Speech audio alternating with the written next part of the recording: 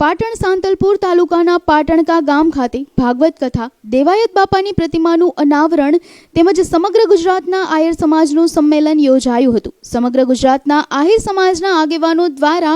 આહિર એકતા મહોત્સવ યોજાયો હતો। દરેક સમાજ સાથે સંકલન કરી આહિર સમાજ દરેક ક્ષેત્રમાં વિકાસની હરણફાળ ભરી રહ્યો છે। ત્યારે ઉપસ્થિત મહાનુભાવોએ આવી જ રીતે સમાજની પ્રગતિ થતી રહે અને એ પ્રગતિમાં સમાજનો છેવાડાનો માણસ પણ પાછળ ન રહી જાય એ બાબતની ચિંતા કરી હતી। કાર્યક્રમમાં નંદ દેવાયત બોદર સંસ્થાના પ્રમુખ મારખી વસરા, અખિલ ગુજરાત આહિર સમાજના પ્રમુખ સહિત અનેક આગેવાનો હાજર રહ્યા હતા। ભાગવત ભગવાનની કાછડ પરિવારની કથામાં આજે આમ તો ભગવાન રામનો જન્મદિવસ છે, માતાજીનું 9મું નોરતું છે અને ભાગવત ભગવાનની કથામાં જ્યારે અમારા ઇતિહાસો ઉજાગર કરવા માટે આદરણીય દેવાયત બાપા બોદરનું પ્રતિમાની પણ અનાવરણ આજે જ્યારે પાટણકા મુકામે થયું છે ત્યારે આખાએ ગુજરાતમાંથી આહિર સમાજના આગેવાનો, અખિલ ગુજરાત આહિર સમાજના આગેવાન શ્રી હડિયા સાહેબ, આ વિસ્તારના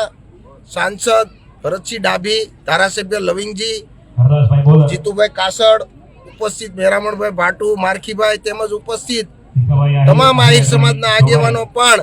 આજે પ્રતિમાનું અનાવરણ કરવા પાટણકા મુકામે આવ્યા છે। ત્યારે ખાસ કરીને અમારો ઉજળો ઇતિહાસ આહિર સમાજનો એ જળવાઈ રહે એના માટે સમાજ એકત્રિત થઈને કામ કરી રહ્યો છે। આજે પાટણ જિલ્લાના સાંતલપુર તાલુકાના પાટણકા ગામે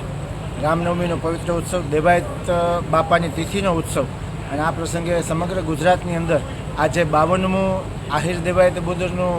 મૂર્તિનું અનાવરણ થવાનું છે અને અખિલ ગુજરાત આહિર સમાજ અને નંદ સંસ્થાન આજે અહીંયા આહિર સમાજના વિકાસ માટે વિચાર વિમર્શ કરવાના છે